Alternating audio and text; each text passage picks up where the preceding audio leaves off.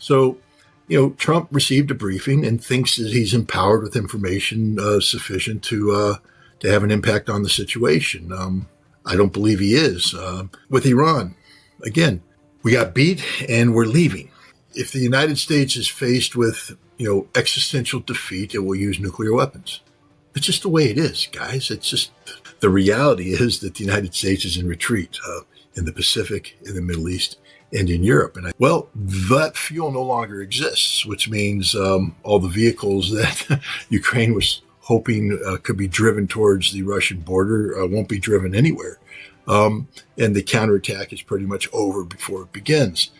The IDF doesn't know how to die. And if they go up against an enemy that can fight, they will be wiped off the face of the earth. It's an episode of Seinfeld, opposite day. Welcome back to the show, everyone. It's Danny Haifong. As you can see, I'm joined by Scott Ritter, former UN Weapons Inspector and U.S. Marine Corps Intelligence Officer, journalist, and author, to go over the latest development, with NATO issuing a warning saying that it is fully ready for Iran's potential retaliation against U.S. assets in Europe. NATO said it is fully ready to respond to any future Iranian attacks. This comes after a report from the Financial Times said that people close to the Iranian military and the Iranian government had said that there were many targets within Europe of U.S. assets that have been put on the table in case of a future restart of the war. This includes targets in Bulgaria, Cyprus, and undersea cables that would affect Europe greatly. Ibrahim Azizi, who is the chief parliamentarian for the national security of Iran, said that we're watching your move carefully, every move carefully. Any further mistake or miscalculation will carry consequences far greater than before. End your presence immediately. He said this to the United States. Now, Donald Trump is said to be weighing a nuclear attack on Iran. This comes from Marjorie Taylor Greene, who had reported this, and The Telegraph has picked it up, saying that it is a likelihood that this has been discussed. However, despite this, Donald Trump has announced something completely different, saying that now we are in an economic D-Day against Iran, that there is a crushing economic operation that has been the biggest ever taken against any country underway. He did not go over details despite much of many texts there, but he did say that there would be consequences for any country that does with Iran. So, Scott, help us understand these developments, in particular, this idea that Iran would target even European assets or U.S. assets in Europe, NATO assets in case of a future attack, as well as more talk about Trump considering the nuclear option. What do you make of all this? Maybe it's a news cycle, and people have to fill the gap with something. Look, why would Iran strike European targets? I know there's people out there frothing at the mouth because Iran's won the war, and why not go in for the kill and all this. But Iran's not stupid. Why complicate the mix? It's not just about the military aspect. I don't think Iran's losing any sleep over the prospect of a NATO retaliatory strike. But the diplomatic and economic aspects cannot be ignored. And, Iran right now is in a position where the United States is increasingly isolated. It's winning on this front of getting the United States to leave the Gulf. One of the reasons why the United States would leave the Gulf is that, it feels abandoned by its NATO allies. And so let's just have Iran just give the United States a big gift. Hey, Iran, those European countries that really aren't having impact whatsoever on the war you're having with the United States and Israel, attack them. And now what you'll do is you make them politically close to the United States. See, it doesn't take a tremendous amount of military force to get Donald Trump excited. He just has to believe that Europe has come to, honored his call. And it changes the psychology. And since we're dealing with an emotionally unstable president, it would do it in a manner which is moving in the opposite direction Iran wants the United States to be moving. Iran wants the United States to be leaving the Middle East, not coming back to the Middle East with European assistance. And the military help that Europe is providing is nothing. Why didn't, for all you big, bold, brave Iranian armchair generals, why didn't Iran attack Israel last time around? I mean, American tankers were coming out of Israel. But that's what's happening now in Bulgaria and Romania. So why not attack Israel? Didn't want to expand the conflict now, did they? It's the same thing. So I just think this is just stupidity in the extreme. There might be people in Iran that are talking about this, talking tough, but the notion that Iran is going to strike Europe is absurd. The United States has recognized there is no military solution to this problem. That's why Donald Trump's gone to the massive economic sanctions, or whatever the hell he's going to call this package, as if we've never heard these words before. I think we've put this pressure on Iran in the past, and it's never worked, and it isn't going to work this time. And this is reflective of the fact that Donald Trump doesn't have a plan. What we do know is he can't use military force to seize the Strait of Hormuz. The Pentagon has told him as such, and so he's gone to Plan B. It will fail. But the last thing Iran would be doing is attacking Europe. I mean, again, I don't make Iranian policy for the Iranians, but I couldn't think of a dumber move than that. It's stupid. It doesn't need to happen. All the pressure, if the conflict is resumed, all the pressure should be on punishing those nations in the region that helped the United States, not trying to get Europe to join the United States or somehow, embolden Donald Trump. So there's that. On nuclear, look, I've said this all along, and people, can listen to the way they want. If the United States is faced with, existential defeat, it will use nuclear weapons. It's just the way it is, guys. It's just the way it's going to be. It doesn't mean we're going to use them, because we're not faced with an existential defeat yet. We're faced with political embarrassment. There's a difference. And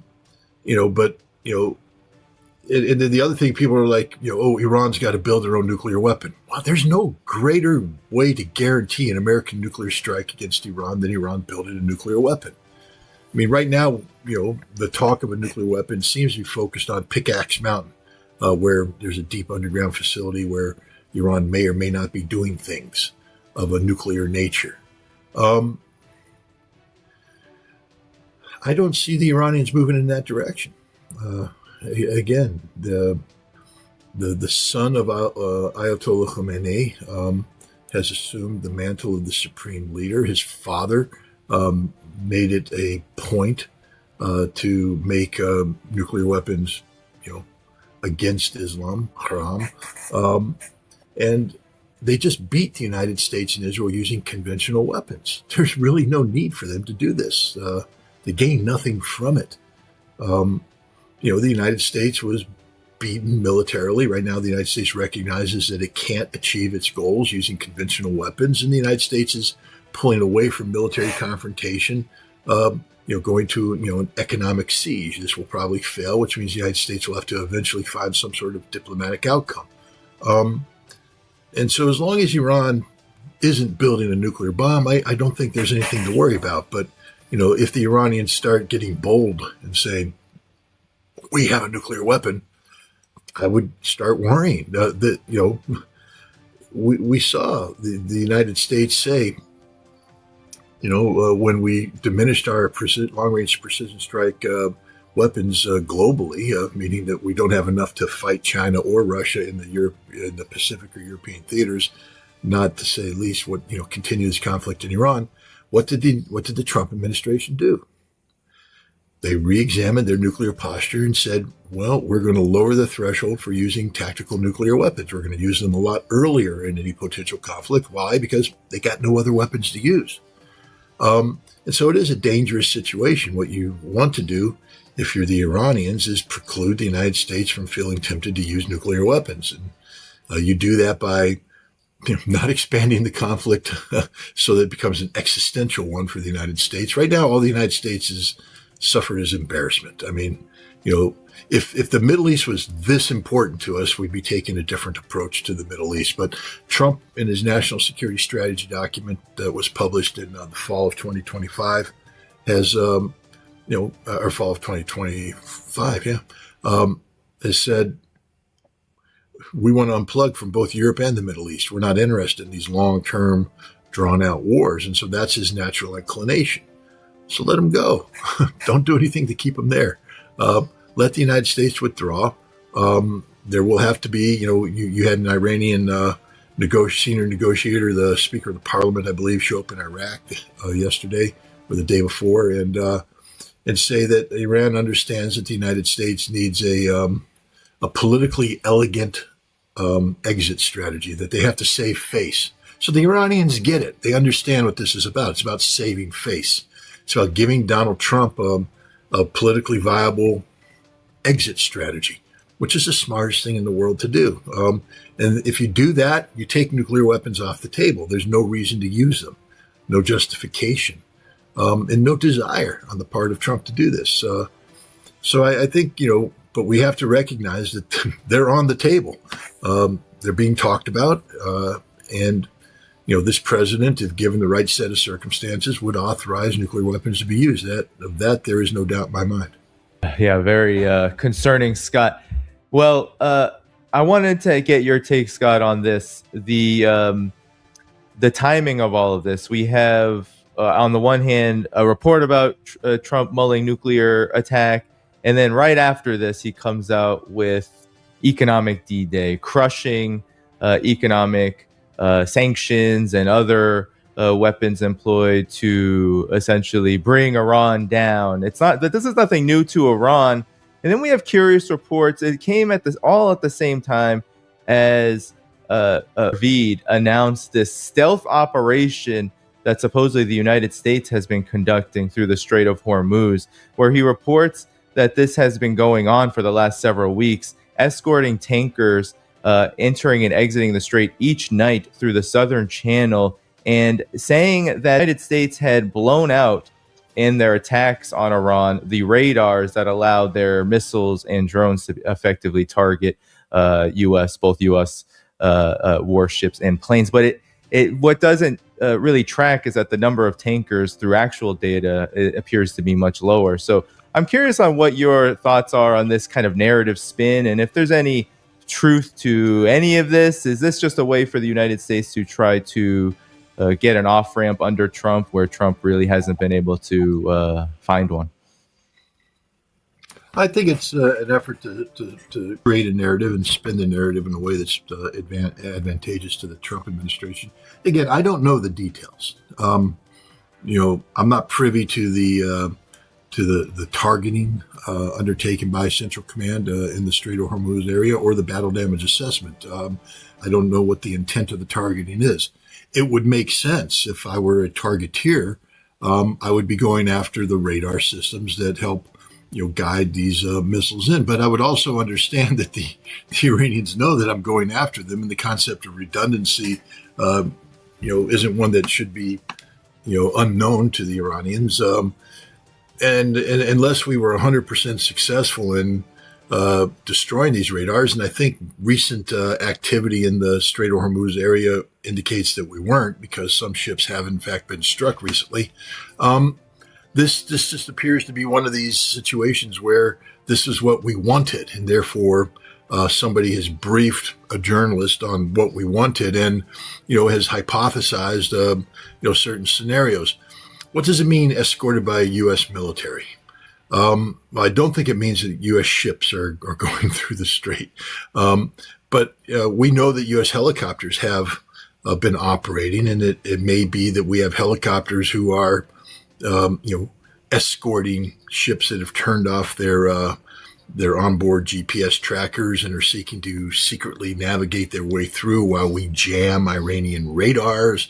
Who knows what's going on? But let's say that's happening. As you pointed out, the number of ships that are getting through is very minor. And the other problem is, I don't think there's an insurance company in the world that would say, I'll insure that. So, I think the United States was offering some sort of insurance alternative that maybe some ships have taken them up on. But,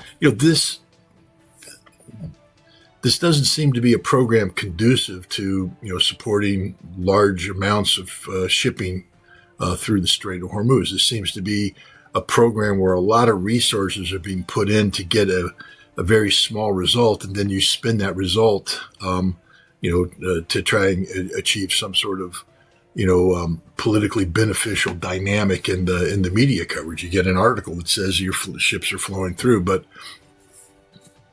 again, we don't know the veracity of this. Let's just assume that some, if not all, of the reporting is true. It's still so minuscule in terms of what's happening as to,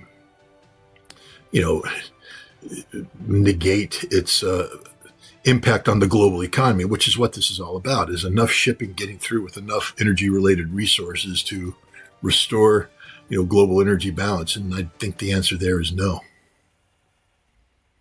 Yeah.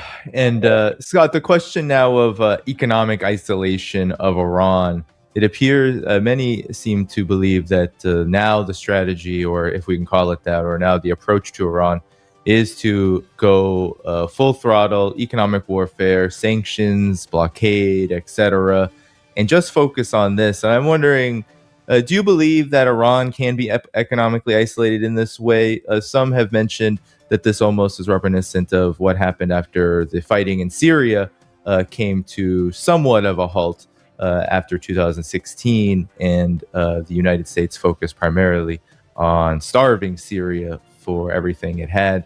Your thoughts on whether the United States can be successful, or do you believe the U.S. could be successful in starving Iran in the same manner? Well, let's use the Syria analogy. So you're saying that the starvation began in 2016 and it led to the collapse of Bashar al-Assad's regime in 2024, December. I'm not much of a mathematician, but that would imply somewhere around 8 years. There's 2 years left in the Trump administration. Whoever takes over after Trump is going to be finding a world completely different, and the person will hopefully have a little bit more functioning brain power than to try and continue failed policies. Trump isn't going to strangle Iran to death in 2 years. That's not going to happen. How are they planning on doing this? I mean, one of the things is that they're going to sanction the hell out of anybody who dares buy anything from Iran, like oil. You know how long that sanction the hell out of them policy is going to work when China buys Iranian oil? It's not going to work at all. India, it's not going to work. Don't forget that I think it's next month that Xi Jinping showing up in New York. Trump will be there for the General Assembly debate, but Xi Jinping isn't going to be speaking at the United Nations. He's just coming in for a meeting, a state visit. He's going to actually go to the White House and have a state visit with Trump. Trump wants this more than anything in the world. Do you really think that state visit is going to be the success that Trump wants if Trump is sanctioning the hell out of Chinese companies buying Iranian oil? Trump doesn't even know what he's doing right now. He hasn't even thought this one through.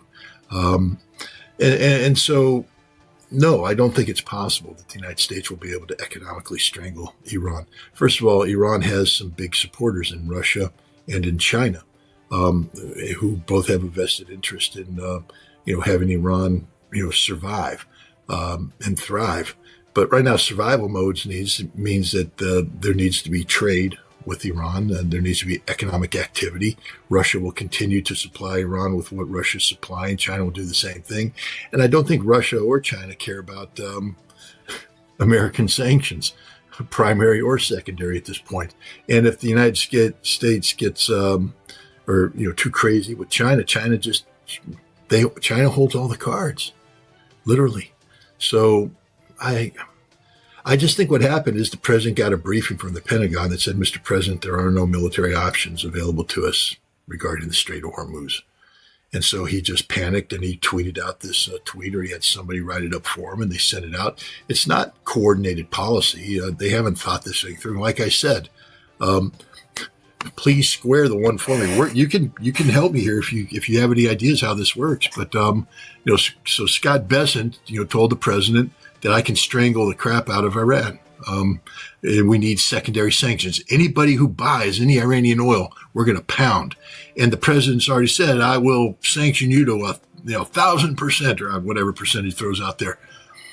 Meanwhile, Marco Rubio's knocking on the door to China saying, hey, we got this state visit thing coming up. We know you're going to come out. It's going to be really cool. It's nice. We'll put out, red carpet, big deal, bands, soldiers marching, and we love you. We're trying to keep the door open. Things are going to be nice. Part of the charm offensive that Trump seems to be going on.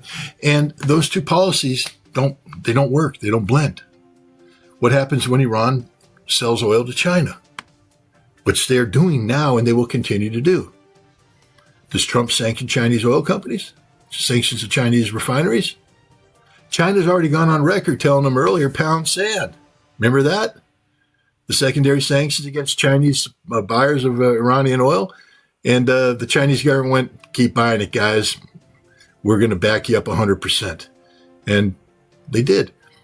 I don't think China's policies changed any. So this tweet that he put out, it wasn't coordinated with anybody. It's just made up stuff, and it won't survive. And all we know about Donald Trump is let's just wait 24, 36 hours. He'll put out another tweet that changes this. So there we are. Yeah, well, here's that tweet again, Scott. The key part here, because it's always a lot of text when it comes to Donald Trump's Truth Socials, but today, I'm also announcing that any country that allows its financial institutions, businesses, airports, or government entities to provide any type of lifeline to Iran will itself face tremendous economic consequences. Oil smuggling, swap lines, cash transfers, exchange houses, ship registries, front companies, it all needs to stop now. You know who you are. Which makes me think, Scott, throughout his whole administration, he's been very hesitant to actually go after Russia and China, two of Iran's biggest partners, directly. In large part because, well, going after China has actually had economic consequences in the United States with the tariffs and all of this. And then, of course, Russia, there seems to be a block for Trump in terms of any kind of effective policy to do anything different than what's already happening now against Russia. So is this all just bluster then, especially with Russia? Because it really is Russia and China here. There aren't many other countries lining up at the door to stand up to U.S. economic warfare in this regard? Well, I mean, first of all, Turkey has a lot of front companies that are with the Iranians. Georgia has some. I'm sure, the Pakistanis got a bunch. Turkmenistan.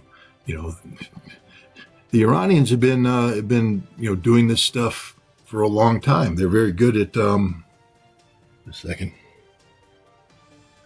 They're very good at evading sanctions. I don't know, what Trump is talking about. Again, the Department of Treasury has come in and given him a briefing, probably backed up by the CIA. I'm familiar with these because we used to see these same briefings when it came to trying to stop the Iraqis from breaking sanctions. We look for front companies everywhere in Europe using, Palestinian proxies, the whole thing.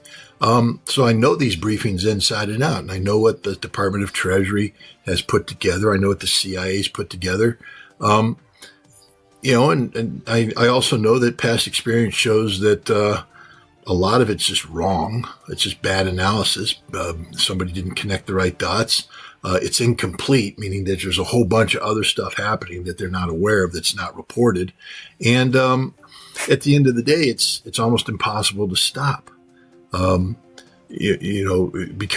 the way these front companies operate, you'd have to go in and shut down, all of Jordan's banking industry. You'd have to go in, get the Swiss to stop playing games. You'd have to, go into, Slovakia and the Czech Republic because some of the banking stuff. The people that do this for a living, smugglers, and the people that go around sanctions, they're very clever. They've been doing this for an awful long time, and they have, shell companies, fake companies, false leads.